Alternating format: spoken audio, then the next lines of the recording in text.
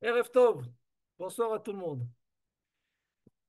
Et le sujet que nous allons étudier ce soir est un sujet assez délicat, euh, non seulement par le titre, mais au niveau du contenu. Il faut faire attention à ce qu'on va étudier et à ce qu'on va dire aussi. OK? Et donc, ce que je vous demande, c'est que s'il y a des choses qui ne sont pas comprises, de me le dire tout de suite de façon que on n'arrive pas dans certaines zones qui nous seront interdites. OK. Donc, le sujet de ce soir, c'est d'élucider la question, est-ce que Akadosh Baruch Hu, est-ce que Dieu accomplit et comment accomplit la mitzvah de la Teshuvah? Alors, a priori, pourquoi la question elle est problématique?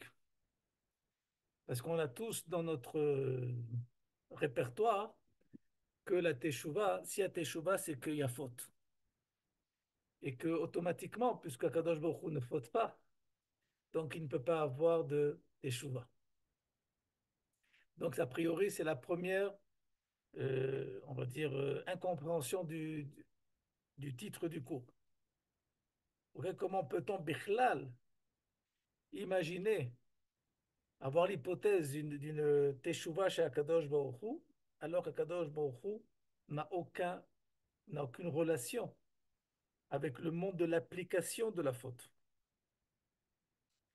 Ça, c'est on va dire, c'est le pourquoi la question n'existe pas.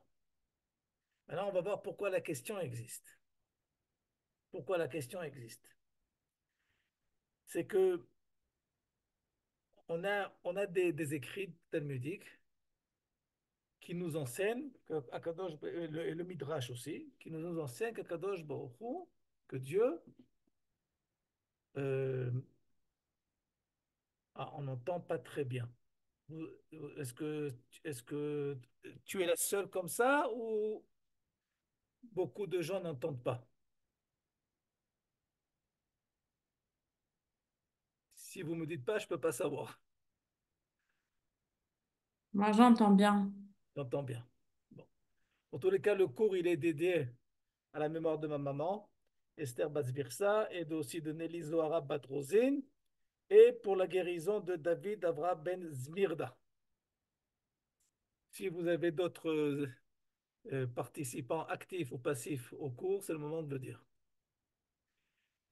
En tous les cas, je répète pour ceux qui viennent de rentrer sur le cours, pourquoi a priori le texte, le sujet est problématique, c'est que on a en général euh, le parallèle entre la faute et la teshuva, que seulement, que seulement celui qui est lié au monde de la faute est lié aussi au principe, au phénomène de la teshuva.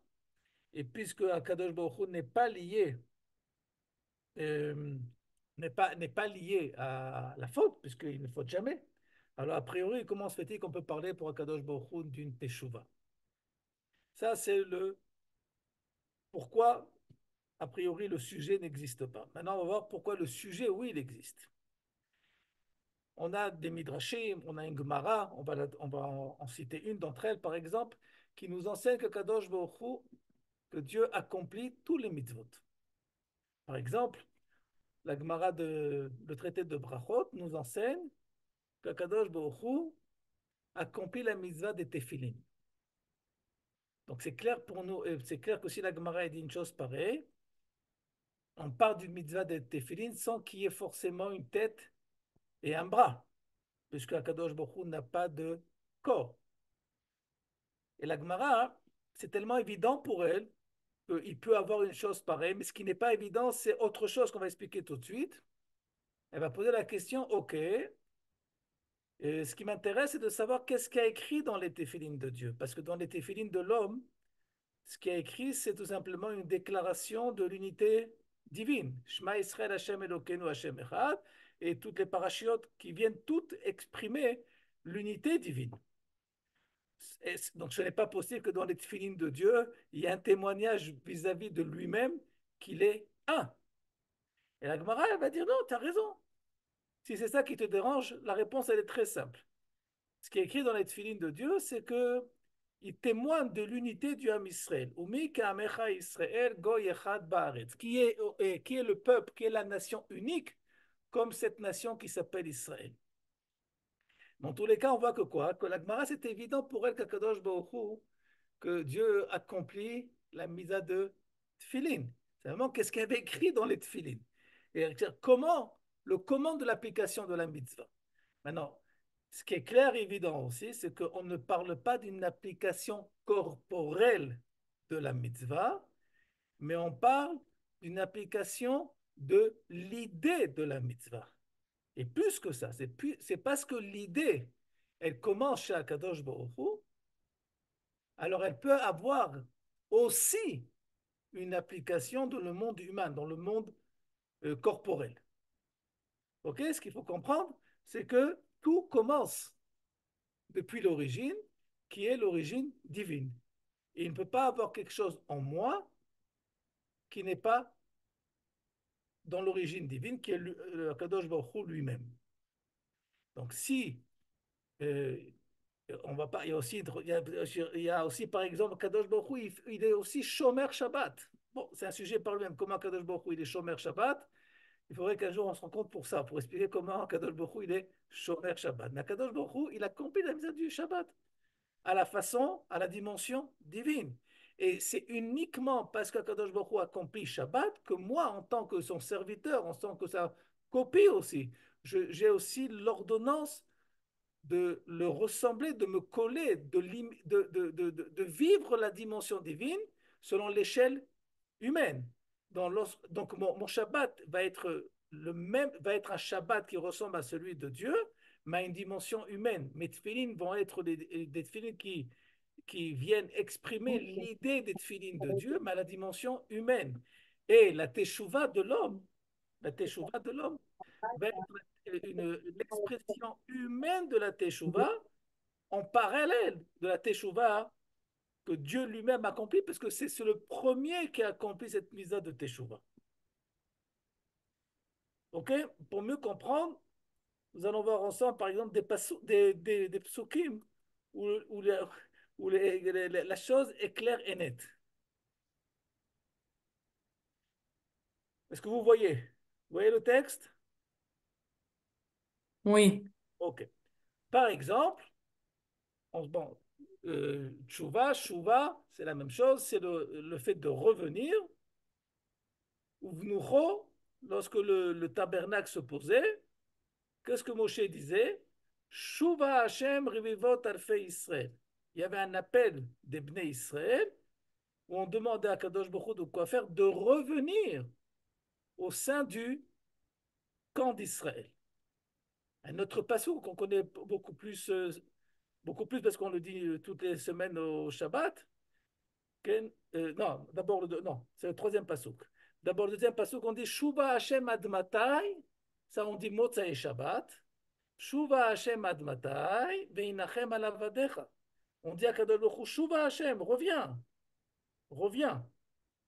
Admatai, jusqu'à quand? Jusqu'à quand tu ne reviens pas? Donc c'est pour ça qu'on demande à ce qu'Akadosh Baruch Hu revienne. Veinachem alavadecha. Et prends-nous en considération. Shuva Hashem Shevitenu Ka'afikim Banegev. Akadosh Baruch Hu, qu'est-ce qu'on demande à Akadosh Baruch Hu? Reviens avec tes exilés comme les sillons dans le désert. Donc on voit bien clair, net et précis que les psukim n'ont pas de problème d'employer une terminologie de tshuva pour Akadosh Baruch Hu. Simplement, on n'a pas forcément affaire à une tshuva qui a un rapport avec une faute. Okay? Le phénomène de la tshuva, quand il va s'appliquer au monde de l'homme, il va aussi répondre aux besoins de l'homme qui faute. Mais le phénomène de la tshuva en lui-même ne passe pas automatiquement, n'est pas lié intrinsèquement au phénomène de la faute. Il commence à Kadosh Baruch Hu, et quand il va, il va, euh, il va arriver dans la, quand il va arriver dans la perception humaine, dans l'échelle humaine, il va aussi donner réponse à un monde qui n'existe pas chez Akadosh Baruch Hu, qui est le monde de la faute. OK? Et là, pour essayer de comprendre, maintenant, on va essayer ensemble de comprendre qu'est-ce que c'est que véritablement cette tchouva, qui est que Dieu s'implique à lui-même. Est-ce que jusqu'à maintenant c'est clair? Ok, alors on continue. לקחתי קצת עם דג. J'ai pas entendu. Ok. Celui qui va nous éclaircir encore plus, c'est Rabbi Moshe Chaim Luzzatto, celui qui a écrit le Messiah Tesharim. C'est le livre le plus connu, mais il y a énormément d'autres livres, comme par exemple Dat Udvunot. C'est un des livres de base du Ramchal, où là-bas, il va nous enseigner quelque chose qu'il faut comprendre au niveau de la base de la création du monde. Alors, je vais essayer on ne va pas tout lire ensemble parce que c'est assez long, mais on va essayer d'expliquer les trois points, trois points essentiels. Les 4 points essentiels. Il y a 4 points essentiels. Nous enseigne Rabbi Moshe Chaim Luzzatto que lorsque Dieu a créé le monde, il a voulu créer un monde dans lequel la nature, la nature, la nature du monde, comprend aussi bien le mal que le bien. Et que tout le monde, pas uniquement le genre humain, mais toute partie de la création est composée de ces deux parties, le bien et le mal. On n'a pas expliqué encore de quoi, qu'est-ce que c'est que le bien et le mal. Tout de suite, on va l'expliquer. Le Ramchal va nous l'expliquer. Et, et donc, ce qui se passe, c'est que il a donné à Kadosh Baruch Hu, Ishpiya, regardez comment c'est écrit, Ishpiya, Mimeno idbarach ashpa'a molida metziut atov, asher bitiv'o benechkad beteva atov ha'u. Il y avait on va dire une priorité à ce que le bien se dévoile et s'exprime. Ça, c'est au début de la création du monde. Mais il y a eu une deuxième étape dans la création du monde, qui a été que Vechazar ve'edir shlemut ha'ashpa'ahi be'astiro et penei turo ester gamur ve'nechkeku bateva kol ha'efsedim. Et à un moment, Kadosh Baruch Hu, qu'est-ce qu'il a dû faire pour le bien de l'homme? Il a eu un besoin de cacher, de créer un manque à, à cette influence du bien et de laisser la place à certains facteurs qui peuvent causer une perte quelconque, la perte de l'homme, la perte du monde. Ok, donc j'explique les deux premières étapes. Première étape, qui a été que d'abord Akadosh Baruch Hu a créé un monde où l'expression du bien est prioritaire. Après, ce qu'a fait Dieu, et il a, il a voilé, il a créé un manque dans cette notion du bien afin que la notion du manque se fasse sentir dans la création. Pourquoi tout ça? Pour pouvoir mériter le bien. Tout ça, c'est fait pour mériter le bien, mais que le bien ne soit pas évident de lui-même. Il faut avoir une notion, il faut que l'homme, la créature, ait la possibilité de mériter les choses. Et pour que je puisse mériter les choses, il faut qu'il y ait une possibilité que la chose n'existe pas, soit voilée, me soit éloignée. Et pour que je puisse, afin que je puisse l'approcher ou m'approcher d'elle.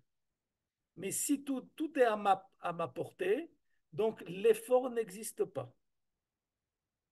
Troisième point, écoutez bien ce qu'il dit le Ramchal. אחר כך שב והשפיע בהארת פניו להמציא נמצאות. Après Akadosh Baruch Hu, Shav, il est revenu pour influencer à nouveau une dose de bien. Ishe ateva murkavim mito vera berkava achat. Ça veut dire que si jusqu'à maintenant, le bien et le mal dans la première partie existaient de façon, par une existence comme des voisins, que on savait exactement qu'est-ce que c'est que le bien, qu'est-ce que c'est que le mal, et donc le choix était assez évident. Donc l'effort aussi était aussi évident. Donc qu'est-ce qu'a fait Akadosh Baruch Hu dans la deuxième période? Il a caché ce bien afin de créer ce manque qui va nous pousser à vouloir le rechercher. Mais il y a un problème, c'est que le monde, dans cette phase cachée des choses, c'est un monde où il est extrêmement difficile d'y vivre.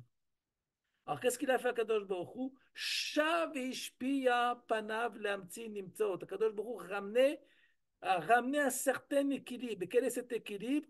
Que à partir de maintenant, le bien et le mal vont exister de façon égale dans chacun d'entre nous, mais pas de façon comme à la première étape qu'ils vivaient en bon voisinage. Non, tout va être mélangé dans la création, aussi bien dans le macro que dans le micro, aussi bien dans la nature que chez l'homme.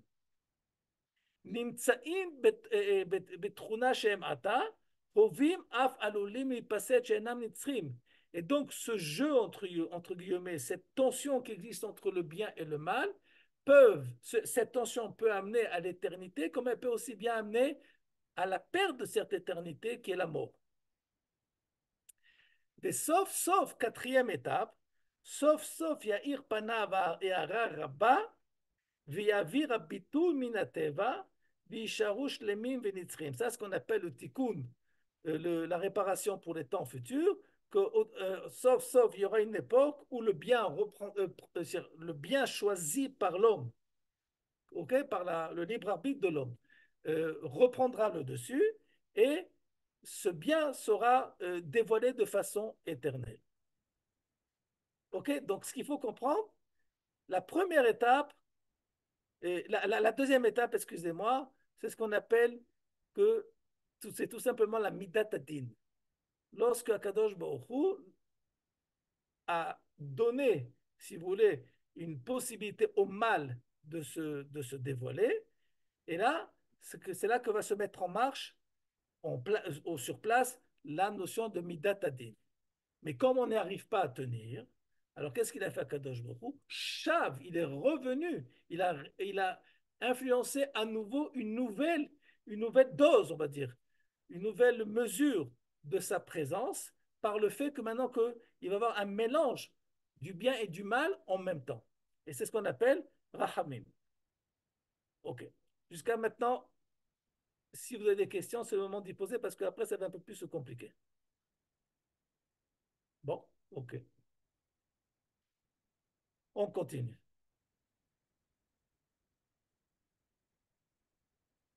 Alors, vous avez par exemple, après la faute du Vaudor, il y a il y a le fameux plaidoyer de Moshe Rabbeinu avec, avec Akadosh Baruch Hu, où il va essayer de tout faire pour essayer tout simplement de sauver l'âme Israël de la décision divine de le détruire. Parce qu'Akadosh Baruch Hu, après la faute du Vaudor, la première réaction qu'il a eue, c'est tout simplement de détruire ce peuple et de commencer autre chose, une nouvelle page, comme on s'appelle, avec Moshe Rabbeinu.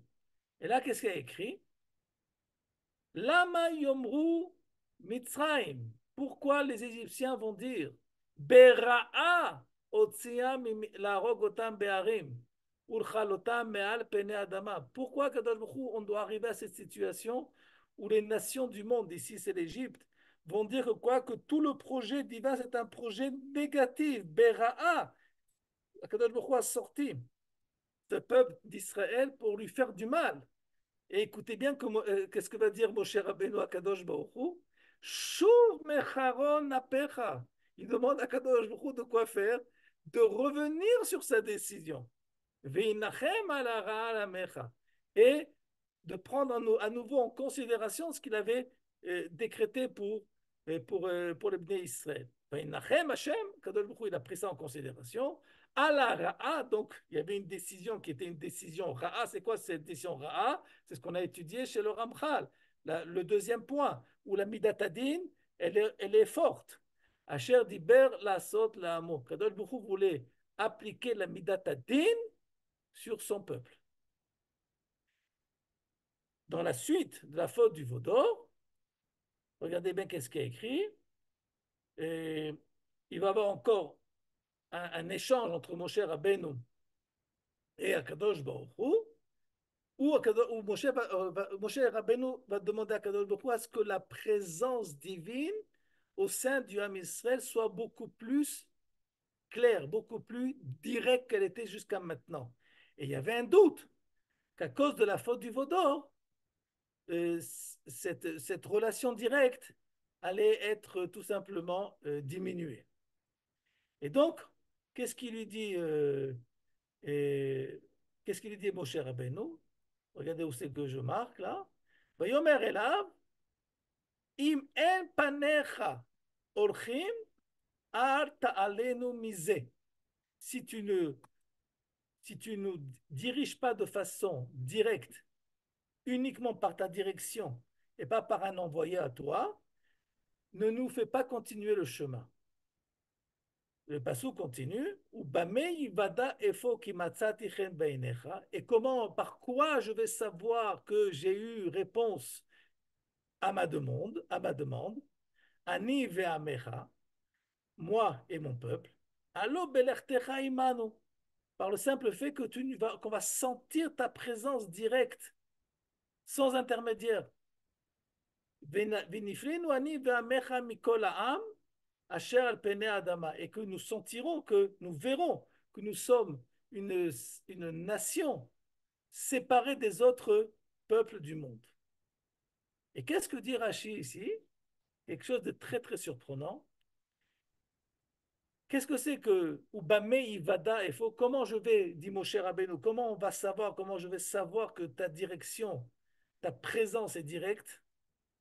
Il dit, Rashi, Ani shoel mimchak. Il dit Rashi, il nous apporte la Gemara et le Midrash. Quelle était la véritable demande de Moshe Rabbeinu? On n'a pas affaire de la poésie ou de la philosophie. Mais qu'est-ce que demande réellement Moshe Rabbeinu à Dieu? Qu'est-ce que c'est cette direction indirecte que Moshe Rabbeinu demande à Dieu d'annuler? Que si c'est ça, il n'est pas prêt à continuer. Ani shoel mimcha. Je te demande à Kadosh Baruch Hu, Shelo tishre shchinatra od alumot haolam. Je demande à ce que ta shrina, ta présence, ne soit pas exprimée, ne soit pas dévoilée, ne soit pas ressentie chez les autres nations. C'est ça. Ça veut dire que, qu'est-ce qu'on comprend ici, selon Rashi? Qu'il y a deux possibilités à ce que la direction, à ce que la présence divine dans le monde se fasse connaître, soit par l'intermédiaire du Ham Israël, et donc c'est ce qu'on appelle un rapport, une relation directe de Dieu avec son peuple, ou sinon il y a un dévoilement qui va se créer pour le Ham Israël, mais par l'intermédiaire des autres nations. Au lieu que la relation se passe de Dieu à son peuple, elle va devoir passer par comment on dit en français, un métavers Intermédiaire. intermédiaire. Il y a un autre mot qu'intermédiaire. Euh, comment on appelle ceux qui vendent des appartements? Bon, vous avez compris, quelqu'un qui fait le travail pour nous. OK? Donc, dès Un que agent. un agent, OK, dès qu'Akadosh Baruch Hu va utiliser les nations du monde comme agent, à quoi? Au dévoilement d'une présence divine au sein du Ham Israël, OK? C'est un dévoilement, mais c'est un dévoilement que Moshe Rabbeinu ne voulait pas. C'est un dévoilement indirect.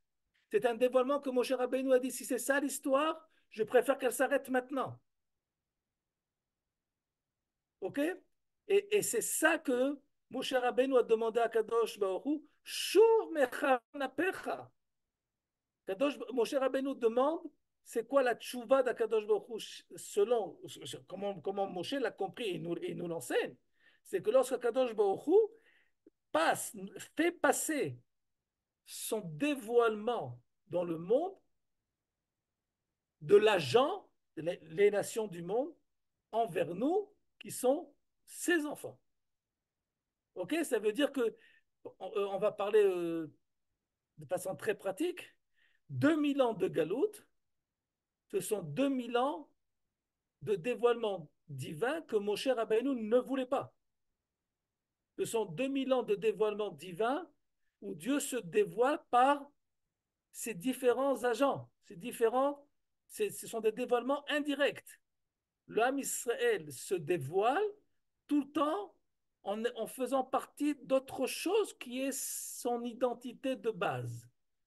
Lorsque, par exemple, un juif, il est un juif américain, un juif français, un juif australien, le fait qu'il ne soit pas uniquement juif, mais il est juif autre chose, ça veut dire que son judaïsme ou son identité juive passe par un agent indirect au dévoilement divin.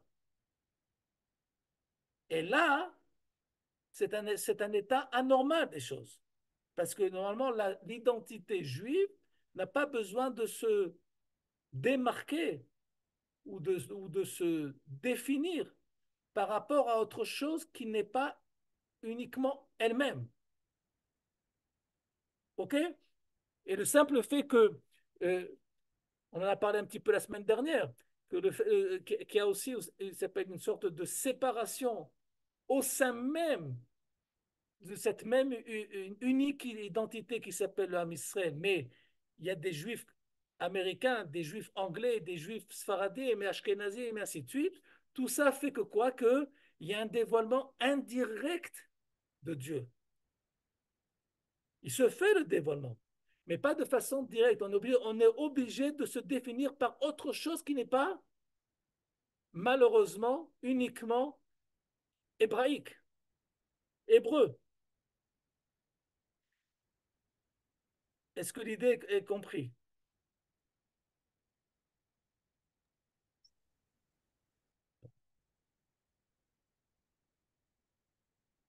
En tous les cas, on voit que mon cher Rabbeinu demande à ce Kadosh Baruch Hu, qu'il y ait une hypothèse comme ça, que la Shrina, le, le, la sensation du voisinage divin ne passe pas par les autres nations.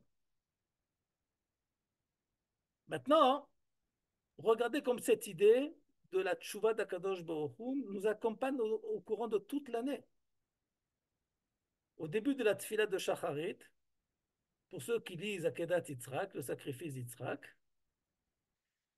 on dit la tfila suivante, Ribono shel olam, כמו שכבש אברהם אבינו את רחמיו, לעשות רצונך בלבב שלם, de la même façon que Abraham s'est dépassé, surpassé pour accomplir ta volonté, כן ירבשו רחמך את כעסך. De la même façon, on demande à ce que tu surpasses ta colère. ויגולו רחמך על מידותיך. Et que tes midot, tes bonnes qualités pour l'âme Israël, tes bonnes volontés pour l'âme Israël se dévoilent. ותתנהג עמנו השם אלוקינו במידת החסד ומידת הרחמים. Ce qu'on a vu le troisième point dans le Ramchal, que tu dévoiles ta relation avec ton peuple par le chesed et le rachamim et pas par le din, comme le deuxième point du Ramchal. ותיכנס לנו לפנים משורת הדין. Ubetufra agadol yashuv charon napecha. Que tu reviens de ta colère. Encore une fois, la notion de Tshuva Shakadosh Baruch Hu. Et ce retour, à quoi il s'applique? Me'amcha, sur ton peuple, combien on en a besoin. Ou Meirecha, et de ta ville, on parle ici de Jérusalem, et toutes les villes actuellement en ont besoin. Ou Me'artzar, de ta terre. Ou Minachalatra, et de tout ce qui exprime ton héritage dans le monde. Vekayem lanu Hashem Elokeinu et hadavar sheivtachtanu betoratcha al-yedei Moshe avdecha ka'amur. Tout ça, pourquoi? Parce que tant qu'il n'y a pas ce changement qui se fait, qui se réalise, qu'on passe de la colère, de Din, au Chesed vers Rachamim, on ne peut pas se rappeler de Abraham, Yitzhak, Yaakov et d'Eretz Israël. Tout ça peut se mettre en place s'il y a une notion, s'il y a une réalisation du passage de Dieu du Din au Chesed Verachamim. Et regardez bien aussi ce qui se passe quand on va arriver à Rosh Hashanah dans 2 semaines et demie. Lorsque le Baal HaTokea, celui qui va sonner le chauffard, il va à un moment dire des tfilotes à voix basse. Et il va dire la chose suivante. Ribono shel olam, banecha bene ruchamecha. Tes enfants, que tu as miséricorde pour eux. Samu penehem lenegdecha. Ils se tournent vers toi. Ubatru al rov chassadecha. Et ils comptent sur tes chassadim, sur ta bonté. Besamuni shaliach litkoa shofar lefanera. Ils m'ont désigné comme celui qui allait sonner le shofar. Kede shetiskor lahem zchut Avraham avinu alav hashalom, pour que tu te rappelles le mérite d'Avraham avec Akedat Israël qu'on a vu auparavant, que quoi? Qui s'est dépassé, surpassé. Utfilato me'ara Moria, U'zchut Yaakov avinu alav hashalom, utmimuto, et ainsi de suite. Et qu'est-ce qu'on va demander? Regardez bien qu'est-ce qu'on va demander à Kadosh Baruch Hu. Veta'amod mikisei adin veteshev al kisei rachamim alehem. On te demande de quoi faire? De changer de cap, si on peut dire une chose pareille. Ok, de passer du din au chesed verachamim. Et d'où on apprend ça du pasouk. Allah Elohim bitroua. Elohim c'est din. Hachem bekol shofar. Par le shofar, on a la possibilité de faire passer, de, de ramollir, si on peut dire, d'adoucir le din en rachamim, parce que Hachem, Yudke Vavke, c'est rachamim. Et écoute, et qu'est-ce qu'on dit aussi? Uvechen yirbeshu rachamecha et kasra. On demande à ce que ta colère soit neutralisée. Veyagulu rachamecha midotecha otrachem al banecha. והפוך להם על ידי תקיעות אלו מידת הדין החזק למידת החסד ולמידת הרחמים. Donc on demande encore une fois, tout le shofar, c'est une invitation à Kadosh Baruch Hu de passer du midat adin au midat rachamim. Et ça s'appelle Shuv mecharon napecha. Ça s'appelle que Kadosh Baruch Hu accomplit chez lui-même, en lui-même, la mitzvah de la teshuva. Et il faut notre fila pour ça. J'ai pas entendu. Il le sait pas de lui-même. Il faut notre fila pour ça. Ah, c'est une très bonne question, c'est une très jolie question. Aïe, la réponse est la suivante. Mais Akadosh Baruch Hu Bichlal, il n'a pas besoin de Rosh Hashanah et de Yom Kippour. Si Akadosh Baruch Hu, il a besoin qu'on le rend roi, c'est qu'il n'est pas tellement roi. C'est quoi ce roi qui a besoin d'être reconnu? C'est c'est pas, ça veut dire qu'en 2 mots, il dépend de nous. Hazve Shalom. Alors, ce qu'il faut savoir, c'est un grand principe, ça, il faut le savoir. Bon, il faudrait étudier un peu plus sérieusement, un peu plus profondément. Euh, Toutes les mitzvot, elles viennent pour que l'homme s'éduque à une dimension que si Akadosh Baruch Hu, entre guillemets, ne jouait pas le jeu, l'homme ne pourrait pas arriver à cette dimension. Je vous donne un autre exemple. le Rambam à propos de la mitzvah de Tsar Balei Chaim. On n'a pas le droit de faire du mal aux animaux. Il pose une question très difficile. Il dit comment se fait-il que la mitzvah de Tsar Balei Chaim, elle est sélective? Ça veut dire qu'on n'a pas le droit, par exemple, une des raisons que on doit faire uniquement shrita et pas d'autres méthodes de tuer la bête, c'est parce que la Torah nous dit les autres méthodes, ils engendrent ce qu'on appelle une souffrance, aux animaux. Alors Rambam pose la question, mais alors, si toute l'inquiétude de la Torah et d'Akadosh Baruch Hu, c'est la souffrance pour les animaux, peut-être qu'on ne devrait même pas sortir de la maison parce que chaque pas qu'on fait, on écrase des fourmis. Alors comment se fait-il que l'ordonnance de faire attention à la souffrance des animaux, elle est sélective? Elle est sélective. Et la réponse que va donner le Rambam est la chose suivante. Et la suivante. Il va dire que on ne peut pas demander à l'homme de vivre une notion de façon absolue. Elle est obligée d'être équilibrée afin qu'elle soit éducative. Et donc, qu'est-ce qu'il va faire Kadosh Baruch Hu? Il va nous enseigner euh, certaines choses. Où on va dire Tsar Balei, on croit que ça fait souffrir la bête ou pas. Mais il dit le Rambam, on ne sait pas si vraiment si la shrita elle fait vraiment souffrir la bête plus qu'une autre méthode. Peut-être qu'on pourrait endormir la bête avant de la tuer si on veut vraiment, si on voulait vraiment ne pas la faire souffrir. Mais qu'est-ce qu'elle a voulu nous enseigner, la Torah par Tsar Balei? Elle a voulu nous enseigner qu'il y a certaines méthodes où tu mets fin à la vie d'une bête qui rend l'homme cruel. Le but de la Torah, c'est que l'homme apprenne à arriver à ses fins, parce qu'il n'y a pas le choix que de manger, sans pour cela devenir cruel. Alors toi, on te dit Tsar Balei, et tu as l'impression que le but, c'est de ne pas faire souffrir la bête. Et le Rambam me dit non, le but, c'est que toi, tu ne souffres pas par ta cruauté. Parce qu'un homme cruel, c'est un homme qui, même, même s'il ne le sait pas, c'est un homme qui est souffrant.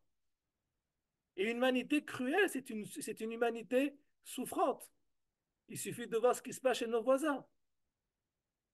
Ce sont des gens, ce sont des civilisations qui agonisent par leur cruauté. Et la Torah vient nous enseigner par les mitzvot qu'on croit que c'est pour autrui, alors que c'est pour nous. Ça va nous éduquer à nous. Et la tfila, elle vient pas réveiller une volonté divine. Elle vient nous réveiller, elle vient réveiller notre volonté à s'identifier à celle d'Akadosh Baruch Hu. Elle vient nous inviter à ce que notre Père n'attend que ça, qu'on l'invite à notre table. Mais il pourrait venir tout seul, comme tu l'as dit très bien. Il n'a pas besoin de notre invitation. Mais non, il faut que l'invitation soit éducative, par un réveil des choses.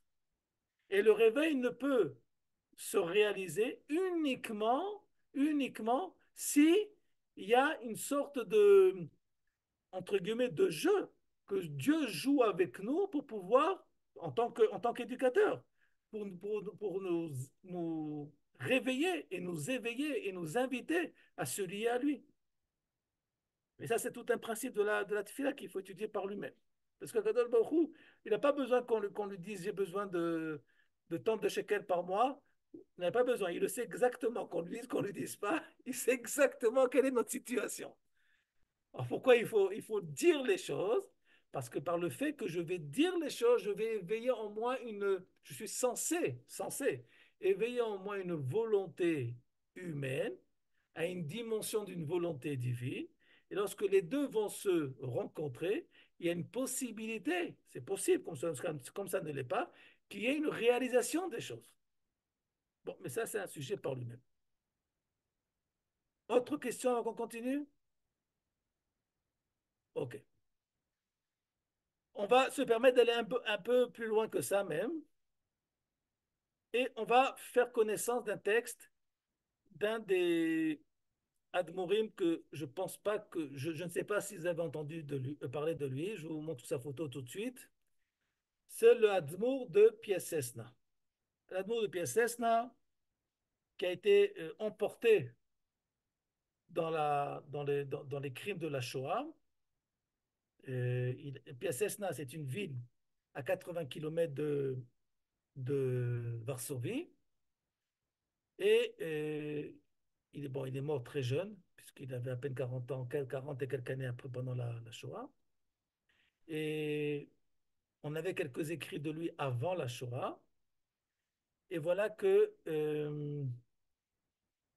il a réussi, on ne sait pas comment exactement, à envoyer une lettre du ghetto de Varsovie en Eretz Israël à son frère qui habitait à Tel Aviv, où il lui, où il le met au courant qu'il a enterré ses drachotes qu'il a écrit pendant les 3 années où il était au ghetto de Varsovie. Et, et quelques années après la fin de la Shoah, on a retrouvé ses écrits dans les fouilles du ghetto de Varsovie, dans une sorte de, comment on appelle ça, c'est une bouteille de lait, mais c'est pas une bouteille, comment on appelle ça, c'est en fer. Euh, Ils ont retrouvé ces écrits en question. Bon, même comme ça a été retrouvé, c'est assez miraculeux parce qu'il y avait un de ses élèves qui allait tous les 6 mois comme ça en Pologne, à Varsovie, pour essayer de trouver les écrits de son maître. Et chaque fois, il revenait bredouille. Et un jour, il était à la Sornout, à la Jean juive à Varsovie. Et il y a un travailleur polonais qui a tapé à la porte de la Jean juive en disant on est en train de détruire tout le ghetto. Et j'ai trouvé cette bouteille-là avec des écrits, avec des lettres que je ne connais pas. Et je me suis dit tout simplement que c'était en hébreu. Donc il les a amenés à la Jean juive de l'époque, à Varsovie. Et là-bas, il y avait son élève. Et il a enfin trouvé ce qu'il voulait. Il a ramené ça en Eretz Israël. Et ils ont écrit, ils ont pris toutes ces drachotes de 3 ans de drachotes. Ça s'appelle un livre qui s'appelle Esh Kodesh, le feu de la sainteté. C'est les 3 ans et malheureusement, lui, sa femme, son fils, toute sa famille a été emportée dans la Shoah et son frère, euh, qui a eu le diminutif, qui s'appelait Admour Echaloutz, euh, a pris la suite et a aussi publié les écrits de son frère. Actuellement, la Chassidoute Piaseczna, elle est très très très petite et elle existe à Beth Shemesh. Donc, on va essayer il y a dans un de ses écrits, excusez-moi, je me suis trompé, c'est pas ça. Je me suis trompé, c'est pas ça. Dans un de ses écrits, l'Admour de Piaseczna, vous allez voir jusqu'où il va aller. Aïe, il dit la chose suivante. Chouva Israël, c'est la dracha qu'il a donnée le Rosh Hashanah de 1939. 1939. Ils sont déjà dans le ghetto. Et Shabbat Shuvah. Il dit la chose suivante. Shuvah Israël ad matai, ad Hashem Elokecha, ki chasharta be'avonecha. C'est l'Haftara qu'on lit le Shabbat Shuvah. On dit, reviens Israël vers ton Dieu, parce que tu as succombé, non, pas succombé, mais tu es tombé par tes fautes. Il dit la chose suivante, ce qu'on a étudié aujourd'hui. Akadosh Baruch Hu mekayem et kol Torah. Et donc, la question qu'il va poser, Ubema mekayem et gam tshuva. Comment Akadosh Baruch Hu accomplit la mitzvah de la tshuva? Il répond, Sheshav minara, shechaz veshalom shalach la'amo Israël, ou amar la'asot.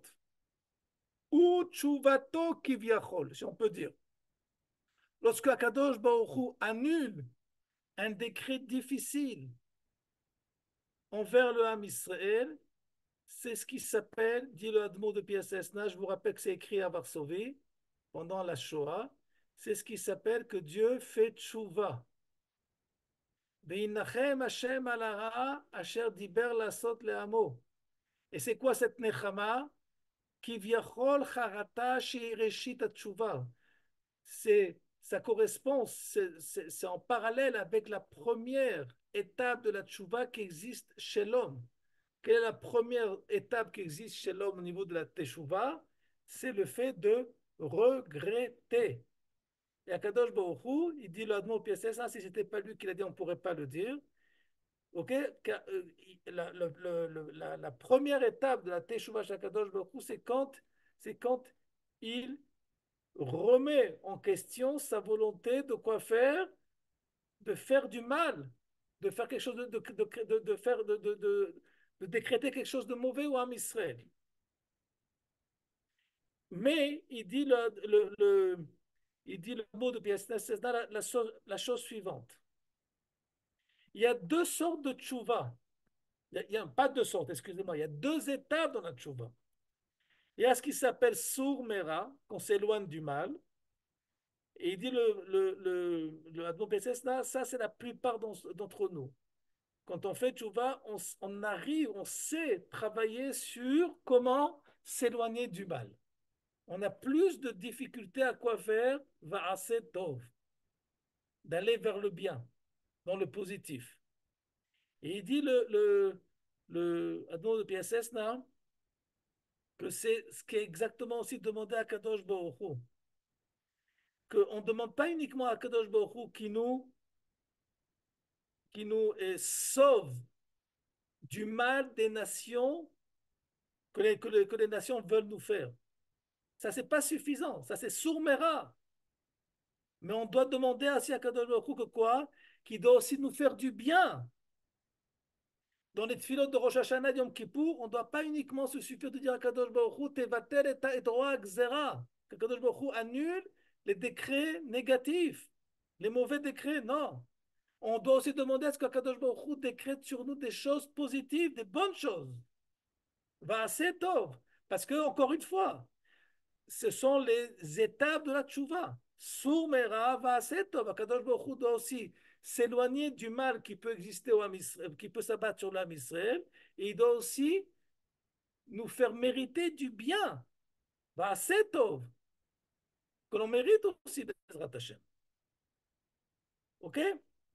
Et, et après, il dit que aussi, l'homme aussi doit.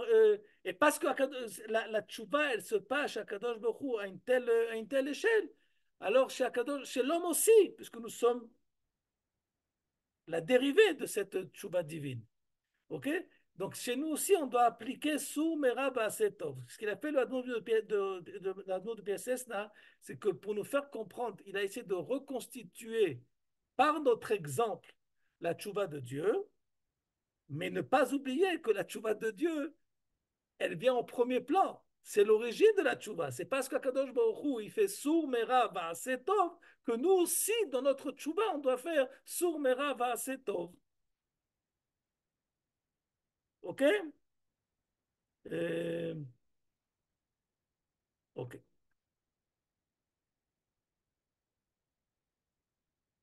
Ok, ok, ok. Alors maintenant, euh, on continue. Quelque chose de vraiment, si ça n'avait pas été écrit, on pourrait même pas l'imaginer que ça va être dit. Mais avant qu'on continue, est-ce que vous avez des questions? Bon, d'accord. Alors vous savez que le jour, le soir, l'après-midi de Yom Kippour, on va lire. Qu'est-ce qu'on lit comme Kreta Torah à Mincha de Yom Kippour? Le matin, qu'est-ce qu'on a lu? On a lu ce que faisait le Kohen Gadol, Avoda. la Avoda. Ok. Tout le Kreta Torah, c'est quoi? C'est Parashat mort. Qu'est-ce qu'il faisait dans le Kodesh HaKodashim et le Kodesh tout le jour de Yom Kippour. Qu'est-ce qu'on lit? Qu'est-ce qu'on lit à Mincha? Est-ce que vous savez qu'est-ce qu'on lit à Mincha? À Mincha, on lit la suite de la paracha. La suite. Et de quoi parle la suite des événements, la suite des événements de la paracha? De quoi elle parle? Elle parle, c'est la liste de tous les incestes qui sont interdits dans la Torah.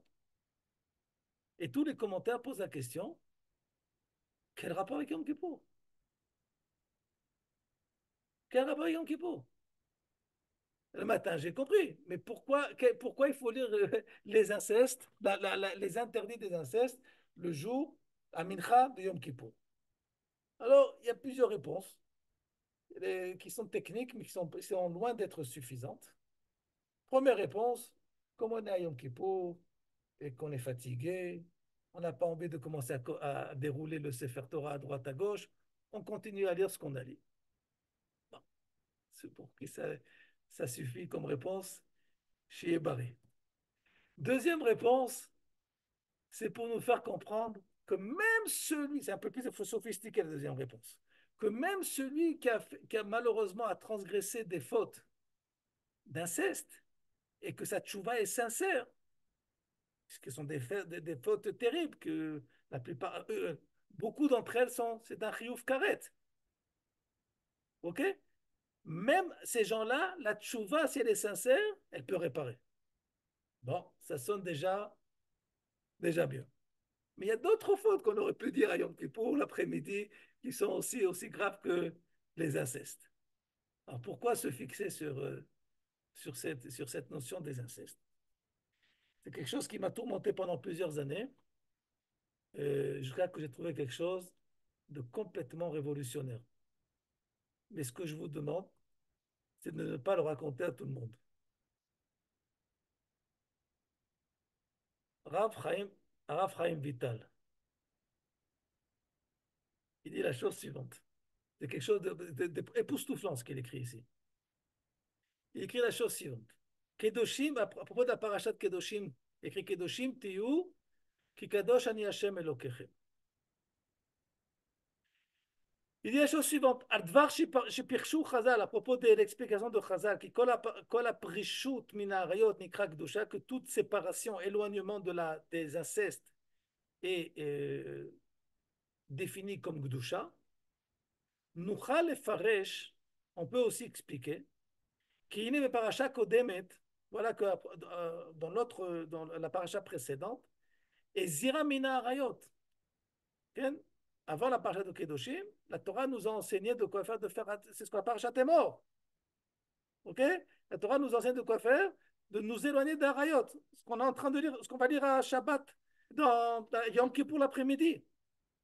Ou Gvar Amrou Chazal, qui mitzvah zou ou kshatami le Israël. Cette mitzvah des harayot, de s'éloigner des incestes, c'était une mitzvah qui était très difficile pour l'homme Israël. Baruch Hashem, à notre époque, on est beaucoup plus propre, beaucoup plus metoukanim, réparé que ce qu'il y avait à l'époque.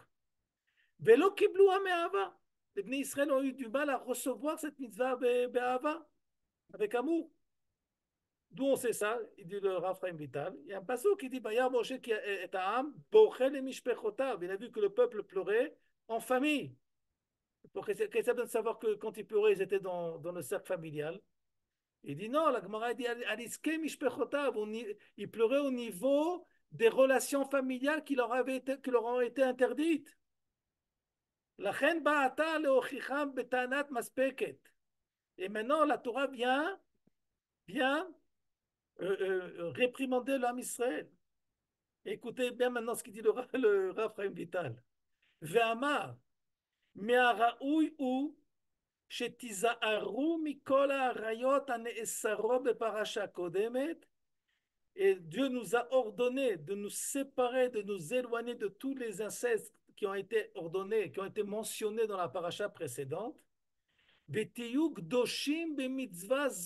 fait qu'on va s'éloigner, on va se retirer de ces incestes, c'est ce qui va nous permettre d'exprimer en nous cette notion de Gdusha. et chacun se suffira uniquement de sa femme, et la femme de son mari.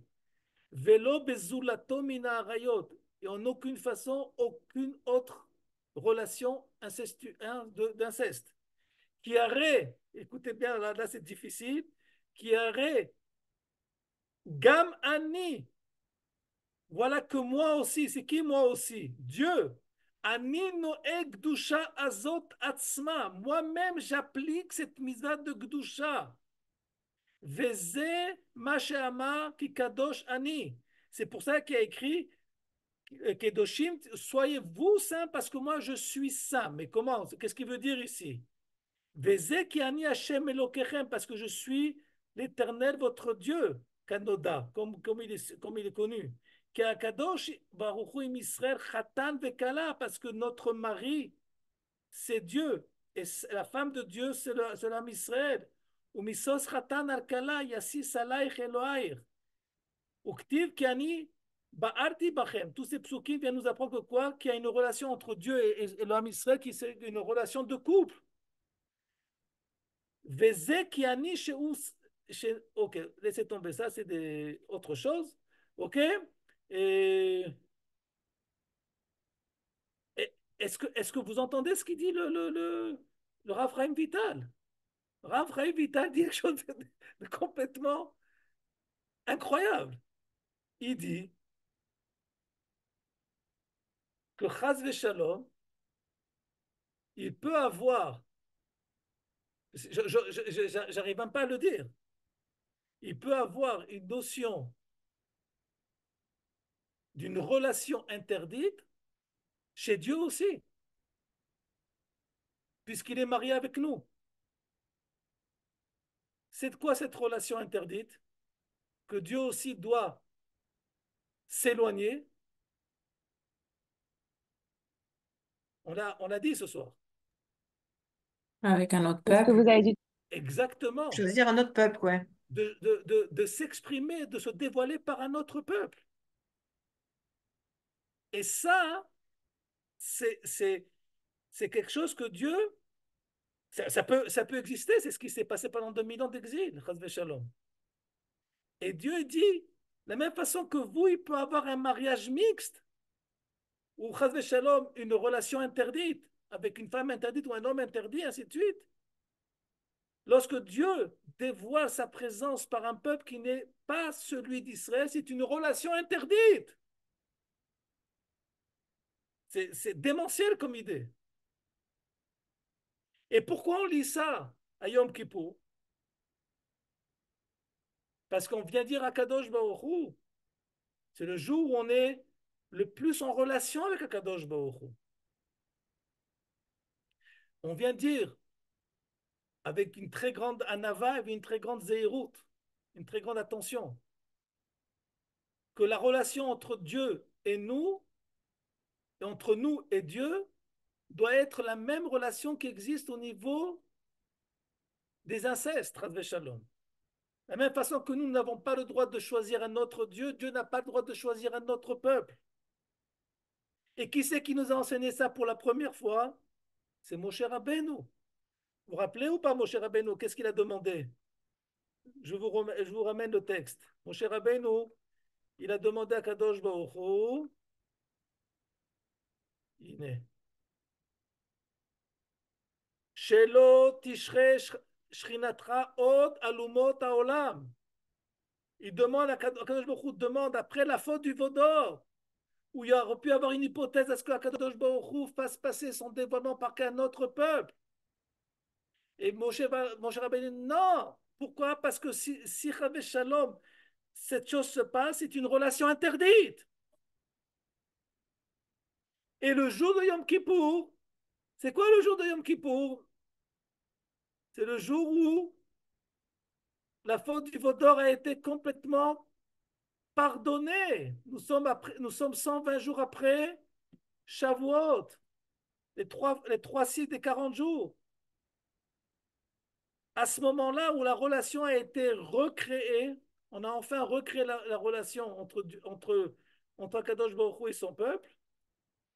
On dit à Kadosh Baruch Hu le jour de Mincha, qui est le moment crucial de Yom Kippour. Eliyahu, Hanavi, Nahana, Beshat, Mincha. Eliyahu, Hanavi, a été entendu à Mincha. À ce moment-là, qu'est-ce qu'on dit? On dit à Kadosh Baruch Hu, mais comme si on dirait à Kadosh Baruch Hu, tu es obligé d'être fidèle envers nous. On appelle à la fidélité divine vis-à-vis de notre peuple. C'est pour ça qu'on lit la Rayot à Yom Kippour. Pas parce qu'on n'a pas le temps et qu'on est fatigué. Ou parce que pour nous faire comprendre que même si tu as fait une grave faute, la tchouva elle existe. Non. C'est pour éveiller la fidélité qui existe aussi bien entre Kadosh Baruch Hu et son peuple vis-à-vis de Dieu. Parce que le jour de Yom Kippour, c'est le jour de la fidélité, de la relation la plus forte. Où malgré la faute de l'inceste de Chet Hegel, la faute du Vaudor, on a su se retrouver. Parce que la faute du Vaudor, elle a un parallèle avec un inceste. À tel point que une des méthodes qui a été employée pour savoir qui a fauté ou qui n'a pas fauté, ça a été d'utiliser la méthode de la femme sota. Ok, donc la faute du Vaudor, c'était une faute incestueuse. On est allé avec un autre Dieu. On a choisi qu'il ait un autre mari. Et Kadosh Baruch Hu, il aurait pu choisir une autre femme. Et Moshe Rabbeinu, il a dit, Nachon, on a fait une faute. Il y a eu un adultère qui a été fait ici. Nachon, chas v'shalom, chet ha'egez, c'est un adultère. Mais toi, tu vas faire vis-à-vis de nous aussi, chas v'shalom, une chose pareille, c'est pas possible. La reine Moshe Rabbeinu, il demande que la Shrina ne quitte pas le Ham Israël. Et c'est ce qu'on a vu aussi avec l'ardon de Pièces, non? On demande à ce que Kadosh Baruch Hu nous éloigne de sa colère. C'est quoi la colère? C'est quand Chazé Shalom, il choisit de dévoiler la continuité de l'histoire par d'autres nations et de nous mettre de côté. Et donc, le jour de Yom Kippour, ce qu'on doit demander à Kadosh Baruch Hu, c'est d'approfondir l'expression et la réalisation de cette relation qui existe entre Kadosh Baruch Hu et son peuple. Et quand on fait cela, on permet ou on invite, on n'a pas besoin de permission, mais on invite à Kadosh Baruch Hu à dévoiler cette dimension de Teshuvah qui existe à l'échelle divine. Voilà, c'est tout, hein, et pas plus. Des questions? S'il y a, hein. Moi, j'ai une petite question, Moshe, s'il te plaît. Après la Shoah, il y a quelqu'un qui a demandé à un grand rave qui avait subi Auschwitz où était Dieu pendant la Shoah, et le rave a dit il était du côté des Allemands. Est-ce qu'on peut dire aussi que Dieu a choisi le peuple allemand pour attaquer le peuple juif? Est-ce que c'est aussi le fait de choisir un autre peuple, ou alors ça rentre pas dans le même système? Bon, ça demande une étude par elle-même, une telle question, mais on va dire mamache de façon très rapide et très loin d'être, on va dire, détaillé. Euh, on a la fâcheuse habitude, la fâcheuse habitude de définir un miracle comme quelque chose qui est magnifique, mais qui est positif. Ça veut dire que c'est évident pour tout le monde que la traversée de la mer Rouge, c'est un miracle. OK, mais est-ce que c'est aussi évident pour tout le monde que le Maboul, c'est un miracle? Non, parce qu'on appelle ça une catastrophe. D'après le Maharal de Prague, même une catastrophe est un miracle. Un miracle n'est pas le synonyme d'un sauvetage. Non. Miracle, c'est quelque chose qui dénote, qui a priori ne fait pas partie des lois, a priori, j'ai dit, hein, et ne fait pas partie du cycle de la nature. si c'est ça la définition, la mer Rouge, l'ouverture de la mer Rouge, c'est un miracle, mais le Maboul aussi, c'est un miracle. Et la Shoah aussi, c'est un miracle. Par le fait qu'il y a un phénomène incompréhensible et indescriptible de ce qui s'est passé pendant 5 ans et que personne ne bougeait pour rien faire, pour essayer de faire quelque chose, toute cette situation est, une, est un témoignage d'un dévoilement de Dieu parmi Datadin. Parmi Datadin. Et Shuv Mecharon Apecha. Il y avait Acharon Af Gadol, il y avait une très grande fermeté divine, on va dire, pendant cette époque. Alors, c'est clair que pour mieux essayer de comprendre de quoi on parle, c'est que, par exemple, quand on parle de la Shoah, il y a un paradoxe. On dit que les Juifs qui sont morts pendant la Shoah, ils sont morts par Kiddush Hashem. Mais d'un autre côté, on dit que la Shoah, c'est un Chilul Hashem. Alors, il faut décider. Kiddush Hashem ou Chilul Hashem. Alors, pour mieux comprendre, c'est ce qui est écrit dans le Talmud Yerushalmi. Gadol Kiddush Hashem min Chilul Hashem. Grand est le Kiddush Hashem, euh, grand est le Kiddush Hashem, dû par rapport, qui vient du Chilul Hashem. Euh, C'est évident que le Kiddush Hashem, c'est mieux, c'est plus grand que le Chilul Hashem. Et c'est parce qu'il a dit le Yerushalmi. Le Yerushalmi, il a voulu dire que même dans un état de Chilul Hashem comme la Shoah, le Kiddush Hashem qui en sort, il est plus grand qu'un Kiddush Hashem normal. Parce que de voir des gens qui ont su se surmonter et de voir qu'est-ce qu'est devenu l'âme Israël après la Shoah, après tout ce qui s'est passé. On est à peine 80 ans après la Shoah, c'est pas grand-chose. Et de voir tous ceux qui Kiddush Hashem. Tu te dis, Gadol Kiddush Hashem ina Chilul Hashem. Nous sommes les témoins de dévoilements à caractère complètement différent. De dévoilements divins qui sont complètement différents. Ok. Et cette année, dans Hashem Rosh Hashanah Kippour, on a un devoir à inviter, à demander, à supplier à Kadosh Baruch Hu de dévoiler sa tchouva encore plus que ce qu'on a fait chaque année. Parce qu'on a passé une année terrible. Et je ne sais pas vers quoi on va encore. On doit demander Shum Mecharon Apecha V'inachem Alamecha. Qu'Akadosh Baruch Hu nous choisisse comme sa seule et unique femme. Sa seule et unique compagnon. Il n'y a pas d'autre. Il ne peut pas avoir d'autre dévoilement divin unique, si ce n'est que par nous. Parce que le dévoilement, il doit absolument se faire.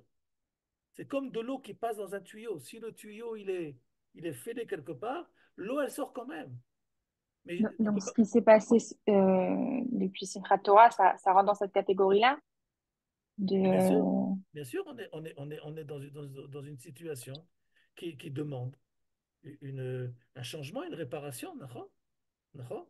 D'abord, réparation chez nous, mais aussi qui est Bezrat Hashem, que Kadosh Baruch Hu, il Yeshev al Kisei Rachamim. Il y a un Mamash. grand Kiddush Hashem aussi, hein, depuis un an. Mais Vada, il y a un grand Kiddush Hashem, C'est un... mais on aurait préféré Oui, qu'il oui, soit pas là. Berachamim. Oui, Et bien, bon, Berachamim. badaï, badaï. Ça a tout simplement dévoilé ce qui était enfoui et profondément acquis au sein du Ham Israël. Bon, le dévoilement, on aurait bien voulu l'avoir autrement. Moshe, moi, il y a quelque chose que je comprends pas, excuse-moi, mais je comprends pas. Dieu, il aime le peuple juif comme un père qui aime ses enfants, et tu dis comme un homme qui aime sa femme, puisqu'on est censé être la femme de Dieu, enfin, d'une manière métaphore, bien évidemment. Euh, je comprends pas comment quelqu'un qui aime une autre personne, un père qui aime son fils, comment il peut arriver à le punir de telle manière? Comment, oui, tu peux donner des punitions Tu peux donner des... Là, tu as disparu, là. Là, tu as complètement disparu.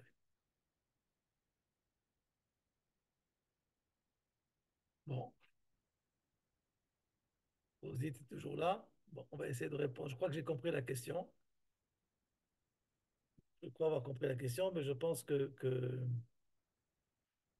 je vous dis en tout cas, moi, ce que je me réponds à moi, ça ne veut pas dire que ça répond à tout le monde, ok? Et il y a un principe qui est le suivant, que Akadosh Baruch Hu ne nous vient pas en aide dans ce qu'on est censé pouvoir faire tout seul. Akadosh Baruch Hu ne nous vient pas en aide dans ce qui nous a donné les moyens de pouvoir nous en sortir. Et si quelqu'un n'a pas utilisé les moyens pour s'en sortir, il ne peut pas s'en prendre à Kadosh Baruch Hu. C'est pas possible une chose pareille. C'est comme quelqu'un qui n'est jamais allé travailler, qui sombre dans la pauvreté, et il s'en prend à Kadosh Baruch Hu. Comment se fait-il qu'il vit une pauvreté terrible comme il est en train de vivre? C'est un cri de désespoir, mais c'est pas un cri sérieux, une chose pareille. Kadosh Baruch Hu, quand il a donné les moyens à chacun d'entre nous de pouvoir euh, euh, avancer, et que je ne respecte pas les moyens qui m'ont été donnés par Kadosh Baruch Hu, la seule personne à qui je peux m'en prendre, c'est uniquement à moi-même. Et, c'est, et, c'est, et je sais que la plupart d'entre nous, on lève les yeux et on dit, mais pourquoi tu nous fais ça, Kadosh Baruch Hu? Kadosh Baruch Hu, il fait rien du tout. À moi, à mes yeux, j'ai du mal à... Maintenant, on aimerait que Kadosh Baruch Hu, malgré nos bêtises ou nos aventures, il fasse quelque chose pour nous. D'abord, il fait quelque chose pour nous. Il suffit pas d'écouter un flash d'information par jour pour comprendre que la situation pourrait être beaucoup, beaucoup plus grave que ce qu'elle est. OK? Donc, il fait beaucoup de choses pour nous. Mais qu'il fasse tout pour nous, Kadosh Baruch Hu, il veut pas nous rendre des êtres handicapés. Nous avons les Je, moyens. je, je reprends l'exemple du père et du fils.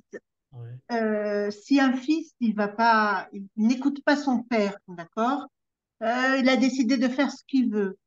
Bon, le père est fâché, le père est en colère, le père est peiné, mais quand le fils est en danger, le père intervient malgré tout. Il laisse pas son fils sombrer complètement. Il y a des moments que oui. Il y a des moments que oui. Parce qu'il y a des moments où, malheureusement, si le fils n'écoute absolument rien, Chas v'shalom, qu'est-ce que, il faut qu'il se casse la figure une fois ou deux, ou trois fois, ou 10 000 fois. Et ça fait mal de se casser la figure. On s'est cassé la figure à l'Inquisition, on s'est cassé la figure en Russie, on croyait qu'on allait s'en sortir là-bas aussi. Et maintenant aussi, on s'est cassé la figure, on pensait que les Arabes, c'était des petits Suisses. Et qu'on allait pouvoir jouer avec eux au Cheshbesh et danser la hora avec eux. Et ça prend du temps. Je vais vous raconter quelque chose. Quelque chose que j'essaie de faire tchouva parce que j'essaie de me rendre compte à quel point mon maître avait raison. Il y a 30 ans en arrière, lorsque Oslo a commencé, euh, non, même pas quand Oslo a commencé, il y a 31 ans en arrière, lorsque le gouvernement qui allait amener Oslo a passé, c'était Rabin, on était à la Yeshiva, et on avait une tête d'enterrement des résultats des élections. Et on est rentré en cours avec un de mes maîtres, le Rav Zuckerman, et il nous avait avec une tête, on aurait dit c'était Khorban Bayit Shenik, hein, on avait la tête, tout juste on allait dire les keynotes.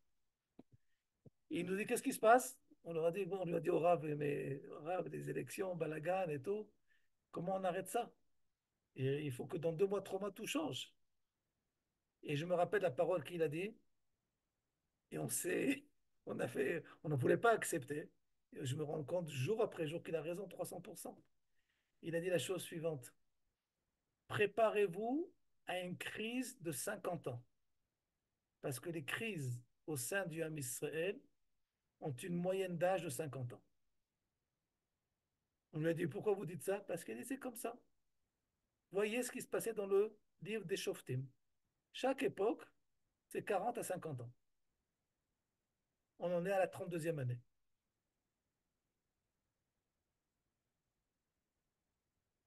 Après la catastrophe qui nous est arrivée il y a un an en arrière, il y a des gens encore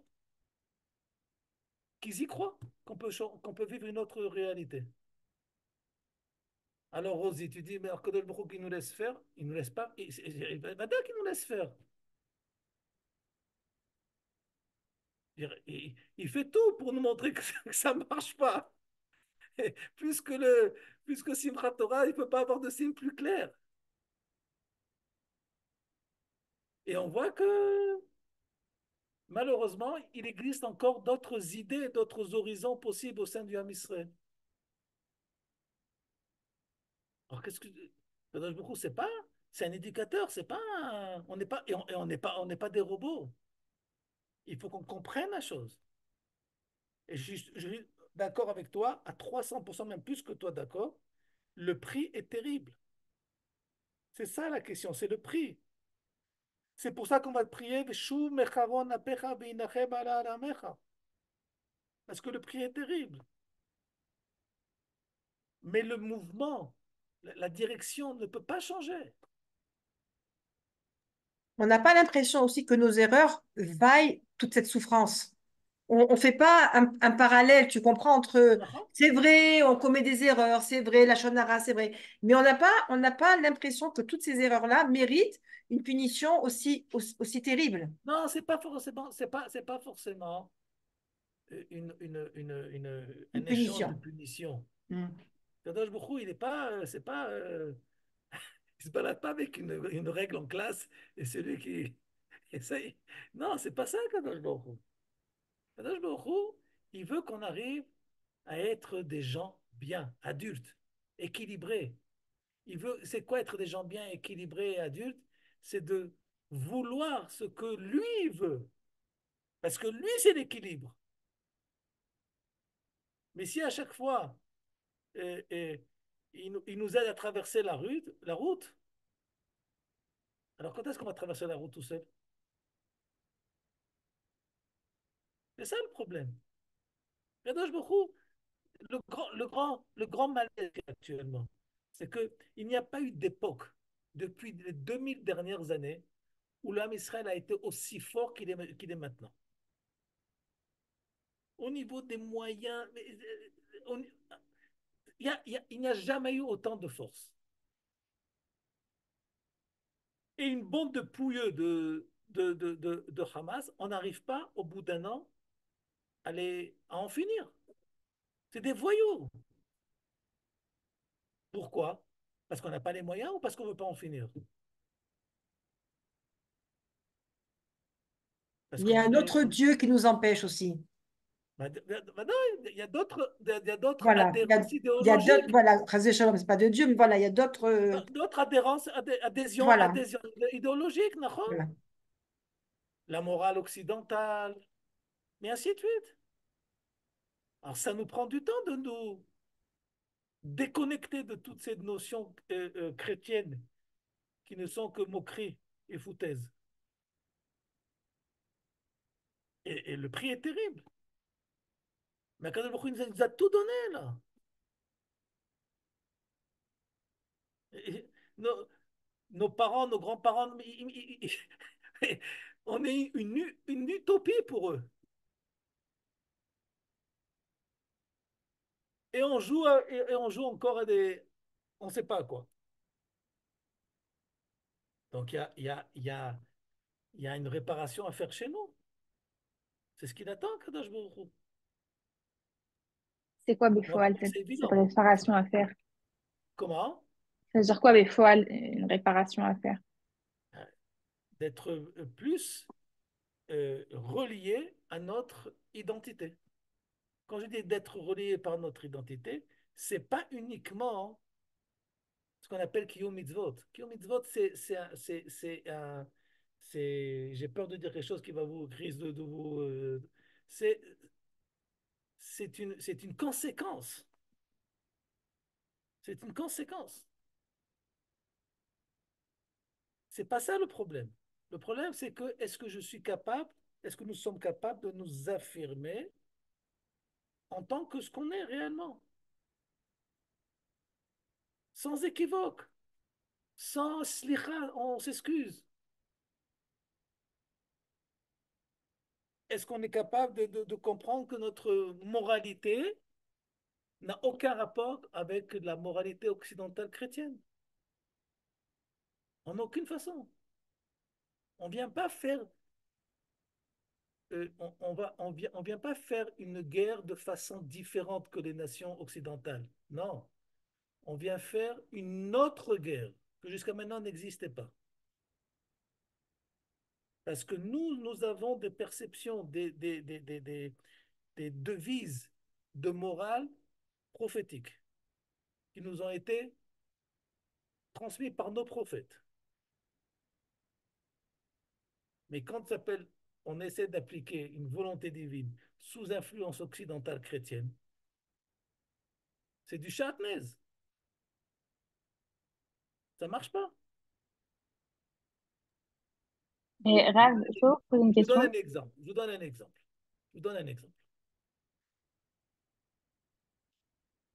Si on voulait vraiment gagner la guerre, si on voulait vraiment gagner la guerre, eh ben, il y aurait tout simplement interdiction à toute diffusion, à tout s'appelle flash d'information de ce qui se passe à Gaza. Pendant X temps, tant qu'on finit pas. Personne ne sait rien. C'est tout. Personne n'a besoin de savoir. Le fait que les gens savent. Et ainsi, des trucs, ça fait des manifs. Et sur ça, ils misent.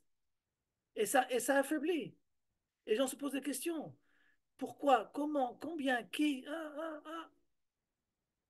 Ça ne marche pas comme ça. Il faut que les choses soient claires et nettes et précises. C'est la faute de Shaoul qui hésite. Est-ce que je vais tuer Amalek ou pas? Et qui c'est qui vient tuer Amalek? Shmuel, le Rav Arashi. Le Rav Arashi, il vient, il tranche. Pose pas trop de questions. Il a dit que tu tranches, mais ça se fait pas, le pauvre, il est tout seul. Non, c'est ce qu'il a dit à Kadosh Baruch point la ligne. Il sait ce qu'il dit à Kadosh Baruch. Et il m'a donné les moyens de le faire. Actuellement, on n'a pas confiance en nous. On n'a pas confiance de ce qu'on est. On n'a pas confiance qu'on peut arriver beaucoup plus loin que ce qu'on est. On est en train tout le temps de regarder à droite et à gauche. Est-ce qu'on nous regarde bien d'un bon œil? Je ne veux pas être vu d'un bon œil, je m'en fous. C'est pas ça qui m'intéresse. Si vous avez des problèmes Dieu, allez chez l'opticien. Moi, je continue ma vie et ce que j'ai besoin, c'est de vivre. Point à la ligne. Même si ça passe par l'anéantissement d'une autre nation. Exactement, j'ai pas peur de le dire. C'est une nation, Birla. C'est tout. C'est quoi cette foutaise de dire les citoyens, ils sont innocents? Personne n'est innocent là-bas.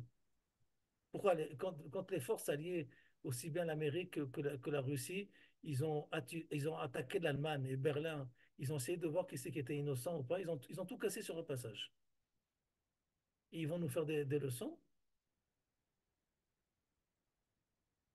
Le problème, c'est pas eux.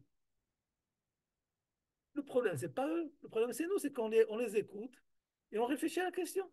Peut-être qu'ils ont raison. Il faut prendre ça en considération. Alors, celui qui nous a enseigné comment il faut faire avec les nations du monde, pour ceux qui l'ont connu, c'est Coluche. Coluche, il a dit, la caravane passe et Jésus crie. Pas compliqué. Vous pouvez laisser crier. Mais encore une fois, le problème, il est chez nous. Ils ont tué six otages. Qu'est-ce qu'on fait? On pleure. Il faut pleurer. Combien de jours tu pleures? Un jour, 2 jours. Ta famille, elle pleura toute leur vie. Ça, tu peux rien y faire. Mais en tant que peuple, en tant que nation, qu'est-ce que tu fais? Ils t'ont tué 6 personnes. Qu'est-ce que tu fais? Qu'est-ce que tu répliques à cela? Ben, ils te disent en plus maintenant. Dès qu'on va entendre l'armée arriver, on tuera les otages. Qu'est-ce que tu fais avec ça? C'est très simple ce que tu fais avec ça, mais tu ne le feras jamais. Tu leur dis, vous tuez les otages. À chaque otage que vous tuez, on tue 100 prisonniers en Israël. Et à part ça, on les exécute par une femme. Parce que selon les musulmans, si le guerrier il est tué par une femme, il n'a pas le droit au lamaba. Et troisièmement, on l'enterre entouré d'une peau de cochon. Et ça va pas contre la halakha ni rien, pour la Torah. Comment? Ça, c'est quelque chose qui est cautionné par la Torah, Et bien sûr, cette moralité. et bien sûr. Donc, C'est truc. Simplement quoi? On pleure. C'est sûr qu'il faut pleurer, mais on fait que pleurer. donc c'est nové aussi du fait que la Médina, elle est complètement, c'est pas une Médina halakha. Non, Pas de c'est pas. choses qu'on peut faire. Pourquoi quand j'entends. Je m'excuse, mais quand j'entends la halakha aussi, je m'excuse les rabbinim qui parlent et tout, ça me fait beaucoup de peine aussi. Donc, Ils sont aussi, s'appellent, influencés par, je suis désolé de dire, mais ils sont aussi influencés par des notions problématiques. C'est pas question d'halakha. Que Baruch Hashem, actuellement, on n'est pas Médinat halakha parce que les bêtises seraient faites au nom de la halakha. Il nous aime, là, que pour l'instant, on reste encore dans un monde laïque. On peut dire, bon, c'est pas notre faute, c'est la laïcité qui fait que. C'est les mots de zrout. Les mots de zrout. Parce que parfois, tu entends des choses dans le monde des rabbinim, mais c'est pas possible. Qu'est-ce qui se passe là? Et les sources disent c'est des sources très claires qui disent le contraire. vous pouvez donner un exemple, par exemple? Sur quoi vous parlez de quoi, par exemple? Est-ce qu'il faut libérer les otages à tout prix, à n'importe quel prix? De dire que la halakha, elle est 100% pour et de ne pas dire c'est une marloquette, c'est un problème. C'est une marloquette. Mais de dire que c'est clair et évident que c'est la seule halakha, c'est faux. C'est pas possible de dire une chose pareille. C'est une marloquette entre les possibles.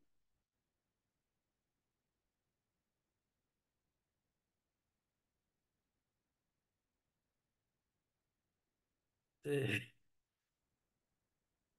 c'est un problème. Il y a d'autres choses, il y a d'autres phénomènes qui demandent à être révisés au niveau de la halakha. C'est-à-dire que ce qu'on pense que c'est la halakha. Il faut faire attention. Voilà.